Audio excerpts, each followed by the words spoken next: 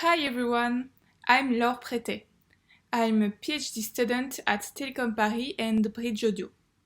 Today I'm going to present you our study about cross-modal music video recommendation.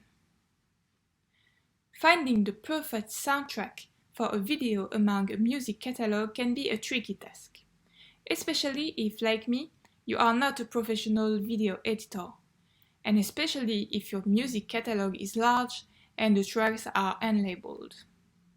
But that's okay because deep learning can help us with this task.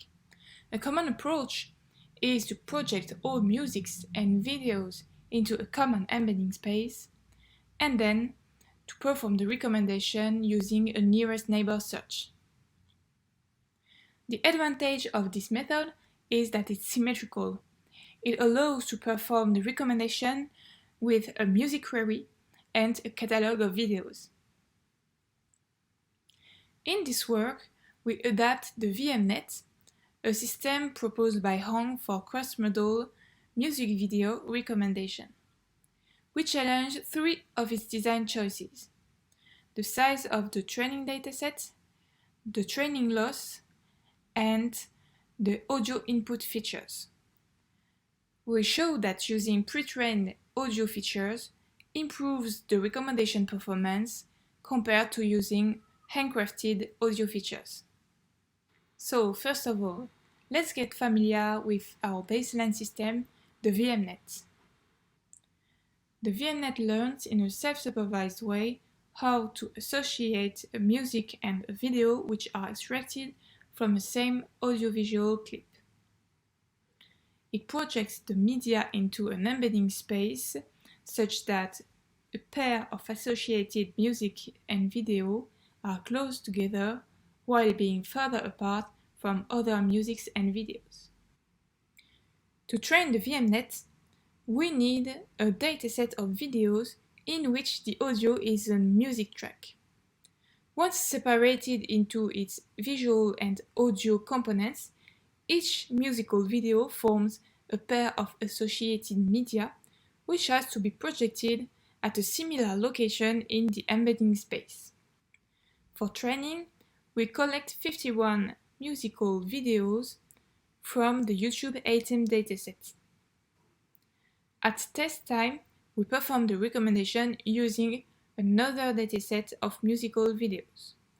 The MVD consists in a relatively small number of music videos, but those were professionally produced and manually curated.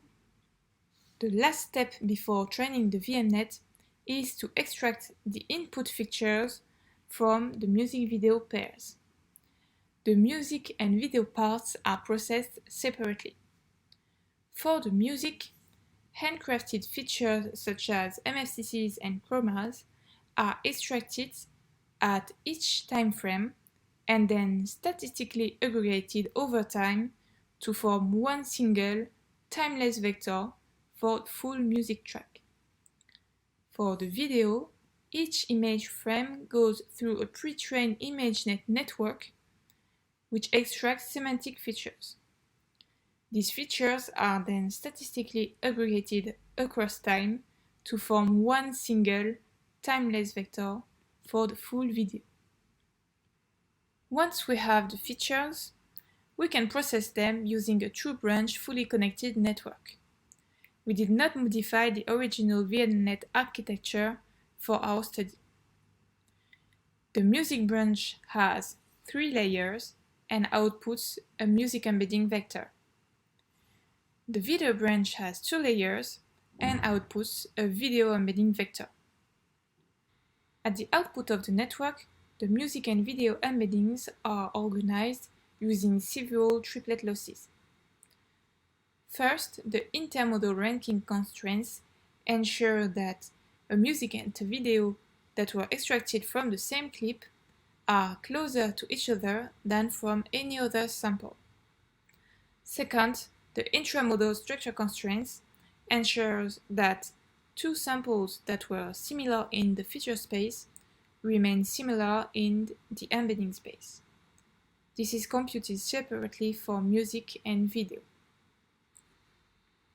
In the following, we propose 3 experiments which validate or improve the design choices of the VMNet. First of all, we have noticed that the VMNet uses pre-trained visual features. We wonder if this alleviates the need for a very large training set. We therefore trained the VMNet using training sets of different sizes with 10, 30, and 50,000 music video pairs. For the audio branch, we still use the original handcrafted features. For the second experiment, we have noticed that some music video embedding systems were trained using a binary cross-entropy loss instead of a triplet loss.